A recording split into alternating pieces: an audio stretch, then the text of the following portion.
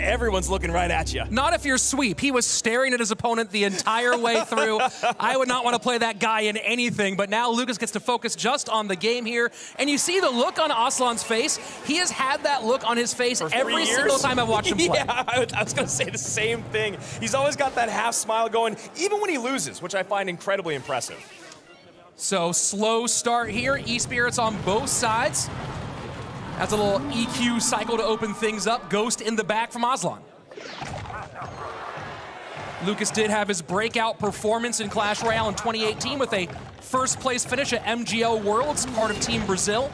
Followed that up in 2019 with a Moreno Cup championship, and of course after that, top 4 in the world with Pain Gaming in CRL 2020. He has quite the extensive resume. He's already won almost $100,000 in his career. And it looks like he might be coming out with RG here in game number 1. It was his most popular win condition, but he only had a 52% win rate with it, which is a bit surprising. And a bit surprising here to see Aslan playing this in Game 3. This is his in Game 1. This is his go-to Game 3 deck. So seeing him pop this in Game number 1, that makes me feel, maybe it's a bit of nerves here. He wants to go with the clutch deck right out the gate. Yeah, I mean, I like that in terms of him not playing Mortar. Mortar is something that we really expect him to play a lot. He's had the most success with it. That Lightning comes down, gets a nice cleanup. Hunter right there to boot. Now he's got a good counter push with only 5 Elixir to deal with it. Picking up with the Giant Skeleton in the middle, passing the midway point of regulation time. And at the moment, just a slight lead for Aslan crosswise, 27-35 to 28-32. Aslan has only met one of our top 16 competitors this year in competition. It was Mohamed Light 3 times, and he was not able to pick up one set win, hoping to have a little bit better success here against Lucas X Gamer, although that is tough when you consider him being the only person that won back-to-back monthly finals in 2021. And Hunter does come out. Normally Aslan does play RG Hunter variations, the 8th card on the board for him right now. It's a bit of a bridge fight. Starts going down with the Giant Skeleton and Royal Ghost trying to control it in the middle. And Fishboy pulls. We should get one shot from the RG. Ooh. No, it does not get that shot off. And now with 30 seconds left in regulation time, we have the Queen on the board, but no pressure on the opposite side. Lucas has leaked almost 7 Elixir already. Hunter right in the face of that Royal Giant. Of course, the Giant Skeleton to body block it. Creates no space. Now you wonder if Lucas will go opposite lane, if he's gonna, there it is, opposite lane, right on the spot. Fishboy not there to pull, but either way, that Giant Skeleton's gonna get on top. That is a lot of damage for the Royal Giant on the left-hand side. Fisherman distracted, perfectly built push by Lucas as we go into sudden death overtime. Yeah, that's exactly what you had to see coming down the lane. Aslan just not with the great placement there in terms of the Fisherman. You know, that Royal Giant probably was gonna come down the opposite lane, and then if it does pull it, it's still gonna be on that left-hand tower. And a little slowing down here in the middle, not from Aslan though. He pushes up, and now that Archer Queen, notice playing the Archer Queen high, trying not to give Aslan a lot of time to make decisions about lightning value for the Archer Queen. Instead, it's the lightning on the left-hand side, and that Royal Giant, 3 shots, going for a fourth shot. 1391 on the left-hand tower, just like that, Aslan's back in the lead. And you see Lucas kind of hunch over, try to zero in. That is not the defense that he wanted. It honestly looks like he doesn't know exactly how that just happened. Not having enough Elixir to deal with it. E-Spirit doesn't really get a lot of value.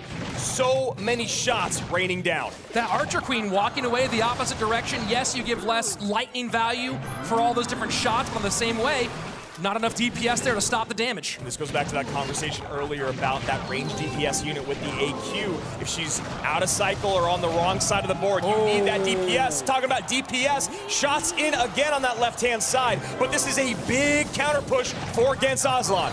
Yeah, you heard the crowd on that one. Fishboy does not pull off in no man's land. Lightning down, Hunter trying to help. This is all bad. 2 shots come in, 402 remains. Lucas is in trouble. He goes aggressive Royal Giant at the bridge. Fishboy to catch! Fishboy to catch! That should do it! Royal Giant gets one. Royal Giant gets another. That's it! 40 HP remains, he just needs a log. He just needs the log. Fisherman down, Queen down, trying to cycle. There it is! Down. There it is! Lucas wins game number 1 by 85 HP! What a play! What a play! You gotta go for that Fishboy block.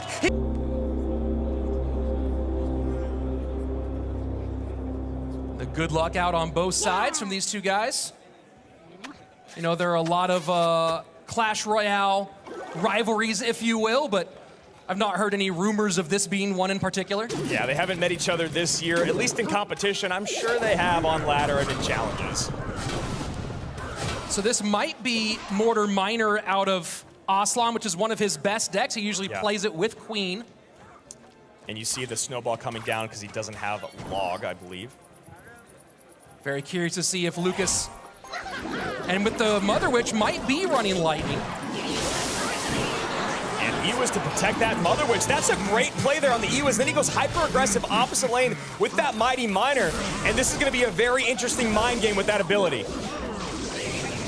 And a nice switch to keep the Mother Witch alive. She's still on the board from the start of the game. Wow. And now Ram Rider behind. And Aslan knows. Yeah. He knows. And then, so it is Mortar Miner. Aslan usually runs it with Queen with a bit of a switch here with the Mighty Miner. Ram Rider, for the first time maybe in her entire deployment, doesn't connect on tower. Yeah, it just doesn't happen that often. Aslan does give out the well played there. 1697 remaining. And I looked on the clock there. I don't know when he placed the Mother Witch, but a minute of gameplay had gone by and she was still on the board. Meanwhile, Lucas up there doing a little dance. Little Inferno Dragon cycle for Lucas. Miner to the low spot on the outside. Pretty sure he's not facing NATO, so goes to a spot that's a bit less predictable. Lucas just decides to eat the damage there and start a new push from the back. Mighty Miner cycled on the right-hand side by both competitors. The run for Lucas in qualifier events has been nothing short of astounding the last 2 years. The only two-time monthly final winner in 2021, and then second place at 3 golden ticket events here in 2022. But a win here means so much to Lucas Rich. He's always struggled at World Finals. Last year's he ended in that 32nd spot. I believe his record in Worlds, I think you said, was 0-7 or something like that. And you can see right now, just picking up this game, what it does for his confidence. He's already dancing on stage. He's got to be feeling good. And it's always about getting that first one, right? Once you get that one in the books, it's just smooth sailing from there. Of course, anyone can suddenly find themselves on the bad end of a moment. That's how Clash Royale is. But at the moment we're in right now, it's 1979 to 1697 with Lucas in control.